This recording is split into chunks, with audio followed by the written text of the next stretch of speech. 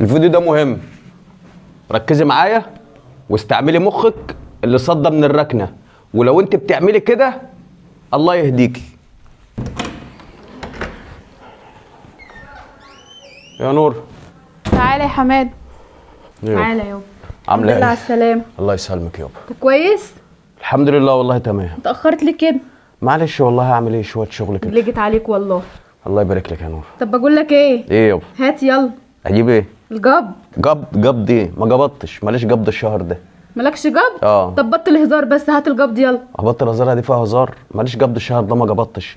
انت فاكره العربيه اللي انا كنت خابطها الشهر اللي فات في الشركه؟ شايلوني تصليح وقالوا لي كل شهر هنخصم منك مبلغ.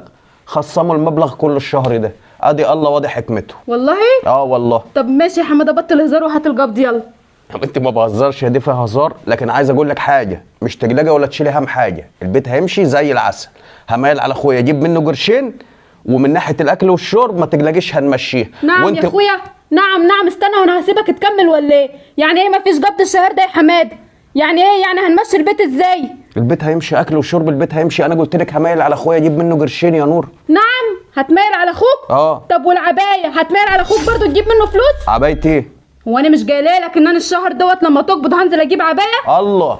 اجيب منين دلوقتي تاني؟ ما هو عندك حق، انا مش هينفع اميل على اخويا اقول له هات فلوس اجيب عبايه لمراتي، مش هينفع. هو في نفس الوقت طب ينفع انت تستبر العبايه الشهر الجاي او اللي بعده؟ لا طبعا مش هستبر، انا عاوزه العبايه. كده برضه الواحد حط في خانه اليك. طب انا امشيها ازاي او اعمل ايه؟ يا بنت الناس شيليني ابوس ايدك، ادي قال لي واضح، ادي الله واضح حكمته. انا رحت اقبض ما لقيتش ليا قبض، نمشي الشهر ولا الدنيا تخرب؟ هعمل ايه؟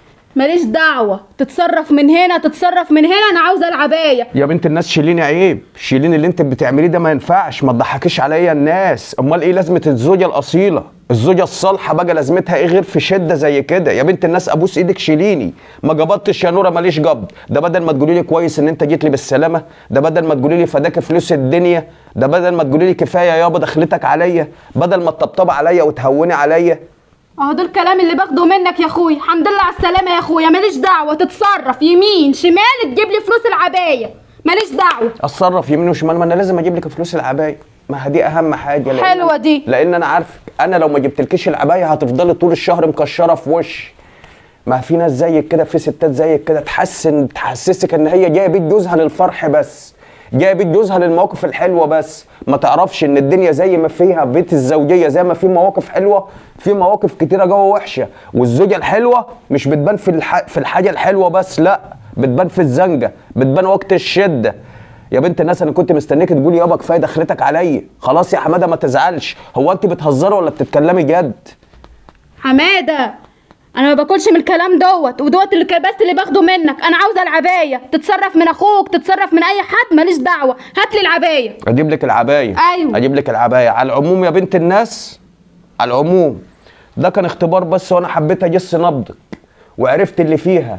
عرفت ان الواحد ملوش غير ربنا سبحانه وتعالى. يا رب صبرني.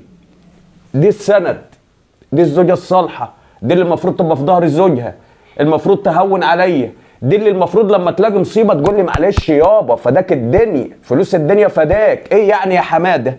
طالما انت جيت لي بالسلامه بالدنيا وما فيها. اسمعي يا بنت الناس، القبضه اهي يا بنتي، انا مش بتكلم في فلوس. هات العبايه واعملي اللي انت عايزاه، اهم حاجه الفلوس. يعني انا لو عربيه خبطتني بره ومت، اهم حاجه القبض. يعني انا لو رحت المستشفى ميت، هتروح المستشفى مش هتسالي على جوزك، هتقولي فين مرتبه، كان في جيبه فلوس. هو ده اللي يهمك يا بنت الناس، الفلوس. طب احنا، هو الواحد لو مرتاحش في بيته يرتاح فين؟ هو الواحد لو ما شافش مراته سند يروح يمين لسنده؟ السند ربنا، الظهر ربنا. يا رب صبرنا على دي عيشه.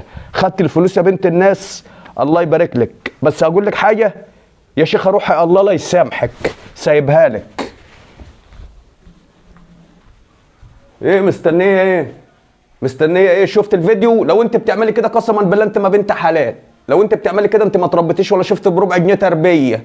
حن الله يسترها. هو اصل الله يسترها معاك. هو جوزك في وقت زي كده لو ما شافش منك حنيه هيشوف منين؟ هو في وقت كده انت لو ما طبطبتيش على جوزك وقلت له معلش دخلتك عليا بالدنيا. مش كل الحياه فلوس ومش كل الحياه اكل يا بنت الناس. الله يبارك لك. جوزك متكربح في الدنيا وطفح شيلاء طلعان عينه علشان خاطر يكفيكي. اجل ما فيها لما تحصل عنده مصيبه قولوا له دخلتك عليا بالدنيا وما فيها، اللي طالعه من البيت اصول بتبان، واللي طالعه من البيت في ناس جعانين بتبان. لو انت هتلوي بوزك على جوزك عشان عبايه او سندوتش، روح الله يبارك لك. السلام عليكم ورحمه الله وبركاته.